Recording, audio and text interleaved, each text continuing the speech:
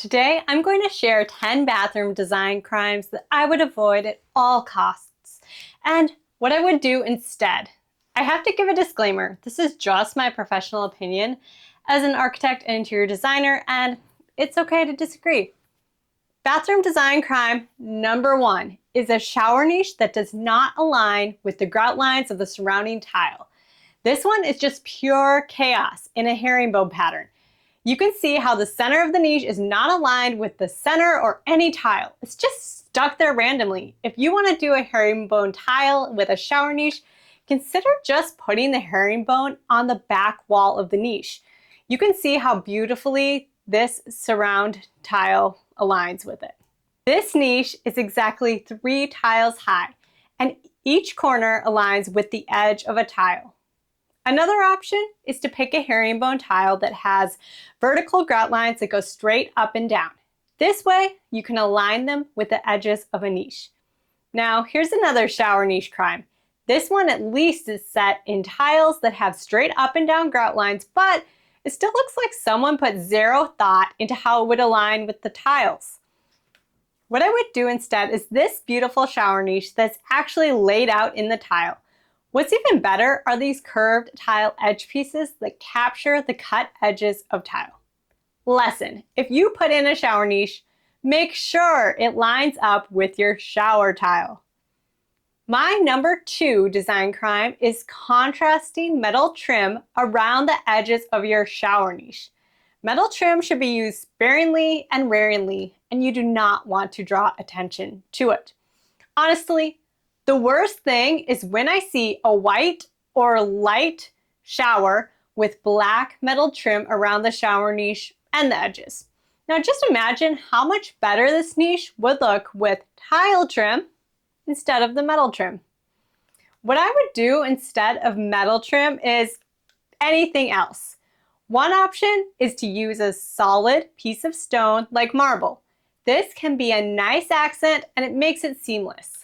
Another option is to cut the edges of each tile at 45 degrees, which is called a miter. This makes it look super clean. A third option is to do a special tile trim piece, like in this blue tile niche. Lesson: if you put in a shower niche, think about how you finish the outside corners. Design crime number 3 is contrasting grout lines paired with a large format tile. This can look like bright white grout lines with a dark gray tile or black grout lines with a large white tile. Look how much better this floor looks if the grout line is the same color as the tile. Now, when the grout line is dark, you really notice how it doesn't line up with anything in the room. It's visually busy. Instead of the floor reading like one continuous surface, it looks like a lot of individual tiles. My one caveat about contrasting grout color is that it can look good sometimes if you use contrasting grout with smaller tiles. This way, it makes the tile seem more like a pattern instead of large individual tiles. Now, here's an example of contrasting grout that I think works really well, where white grout is paired with square blue tiles. The tile makes a grid pattern that feels really clean and modern.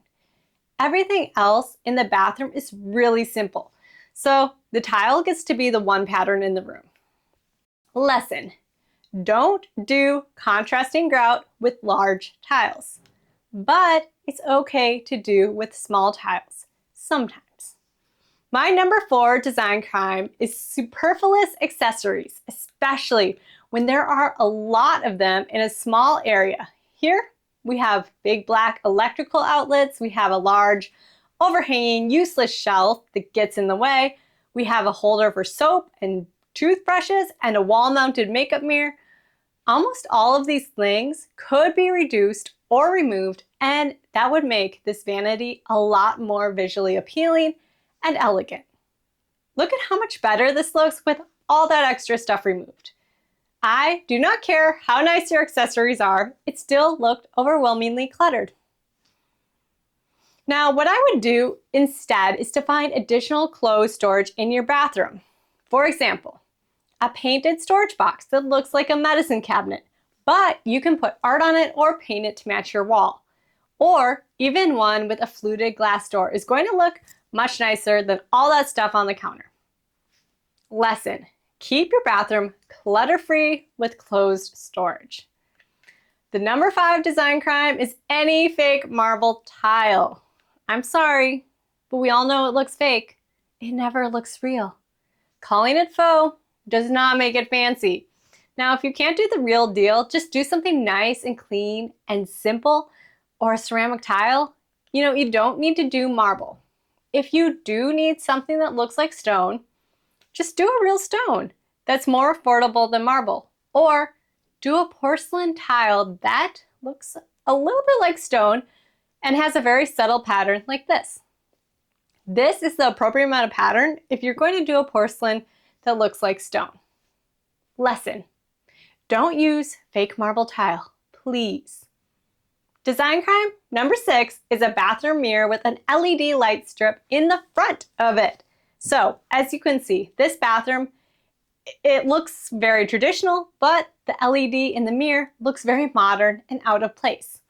And honestly, I have never seen a bathroom where a mirror with the LED in front looks good. Sorry. Even in a modern bathroom, it still doesn't look great.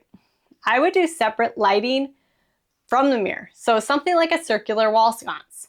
Or if you really want an LED light strip, what I would do instead is a mirror with the LED light strip behind the mirror, so you don't have the bright LED lights in your face. Now, design crime number 7 is funky shower tile combinations. When you're doing a shower, when in doubt, stick with 2 tile types or less, including the floor. For example, this shower would be vastly improved without the weird tile work in the corner. This shower would be much better without the horizontal band halfway up the wall. I will say that historic tile work and mosaics can be beautiful, but you really need to know what you are doing. For example, the proportions and scale on this tile work are beautiful, but it's made with specialty tile that you can't just go buy at Home Depot. Lesson: don't overcomplicate your tile. Design crime number 8 is builder grade vanity lights. You know, those set of 2 or 3 lights that are attached to a horizontal bar and hang over the mirror. Why do they look so ugly? I'm trying to think of a rational reason and the best way to describe it. But part of the reason, I think, is that they add a lot of visual clutter to a bathroom and they don't usually look very good with the mirror. The other reason is that we all know that they are cheap and what comes with a cheap house, and that anyone can pick these up at a home improvement store. What I would do instead is a beautiful wall sconce mirror on either side of the mirror. These will help put the light closer to your face as well. Lesson: overhead vanity lights can look cheap. Design crime number 9 is using luxury vinyl tile in a bathroom. Luxury vinyl tile is commonly known by the abbreviation LVT. Now, these are basically thin pieces of plastic that slap together and are made to look like wood or stone. These are a horrible idea for the main reason that water can get through the seams and trapped underneath the tile, where it can cause mold and water damage. Plus, a lot of LVT just looks bad, especially the gray faux wood distressed look. What I would do instead is a tile floor that is properly waterproofed. If you can't afford a tile floor, you could do a seamless vinyl or rubber floor. Lesson: don't do LVT in a bathroom.